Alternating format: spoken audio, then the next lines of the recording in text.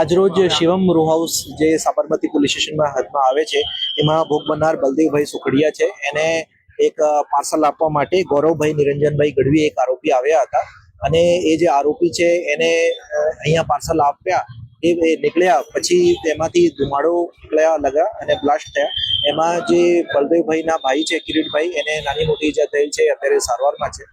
અને પોલીસ દ્વારા મુખ્ય આરોપી ગૌરવભાઈ નિરંજનભાઈ ગઢવી એની ધરપકડ કરવામાં આવેલ છે અને બીજા જે આરોપીઓ છે એના નામ અને અત્યારે એની પૂછપરછ અત્યારે ચાલુ છે.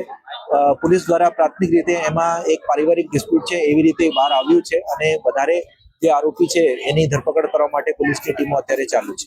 સર, પાર્સલમાં શું હતું?